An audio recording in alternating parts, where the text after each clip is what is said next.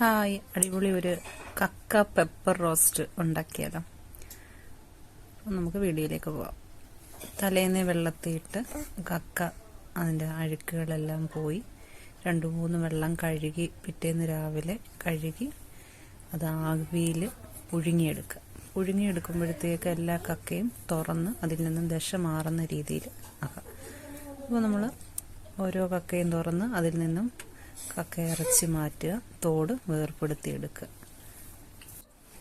എല്ലാ കക്കയും വൃത്തിയാക്കി അതിൻ്റെ കക്ക ഇറച്ചി മാറ്റിക്കഴിഞ്ഞാൽ ഈ തോട് വെറുതെ കളയാതെ പ്ലാവിൻ്റെ ചുവട്ടിലൊക്കെ ഇട്ട് കഴിഞ്ഞാൽ ആ മരത്തിന് കാൽസ്യം കിട്ടുന്നതാണ്. പിന്നെ ആ വെള്ളത്തിൽ തന്നെ, പുഴുങ്ങിയ വെള്ളത്തിൽ തന്നെ 2-3 വട്ടം ഒന്ന് കഴുകിയതിന് ശേഷം അതിൽ നിന്നും വേസ്റ്റ് റിമൂവ് ചെയ്യുന്നു. ഇത് വയറുവേദന വരാതിരിക്കാൻ വേണ്ടിയാണ്. കുഞ്ഞു കുട്ടികൾ തൊട്ട് പ്രായമുള്ളവരൊക്കെ ഭക്ഷിക്കുന്നതാണ്. ഗ്യാസ് സംബന്ധമായ പ്രശ്നങ്ങൾ വരാതിരിക്കാൻ വേണ്ടി അതിൽ നിന്നും കുറേ സമയമെടുത്ത് വൃത്തിയാക്കി എടുത്തു.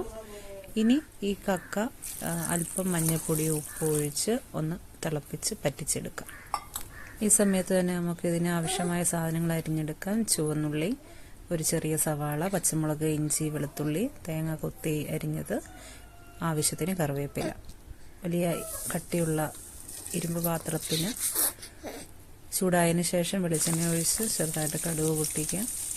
കടുക് പൊട്ടിയ ശേഷം തേങ്ങാക്കൊത്ത് ചെറുതായിട്ട് മൂപ്പിക്കുക. ഈ സമയത്ത് തന്നെ നമ്മുടെ കക്ക വെന്തുകൊണ്ടിരിക്കുന്നുണ്ട്.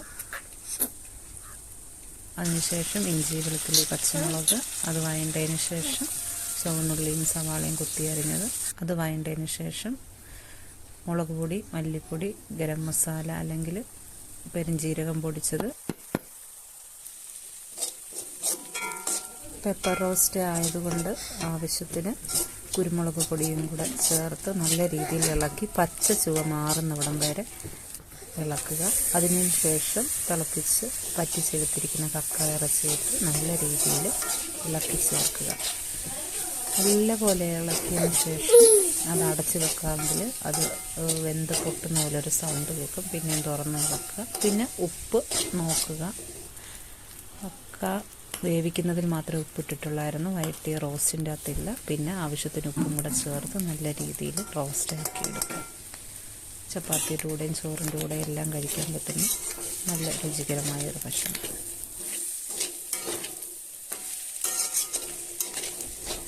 അങ്ങനെ നമ്മുടെ കക്ക പെപ്പർ റോസ്റ്റ് ഇവിടെ തയ്യാറാക്കിയിരിക്കുകയാണ്.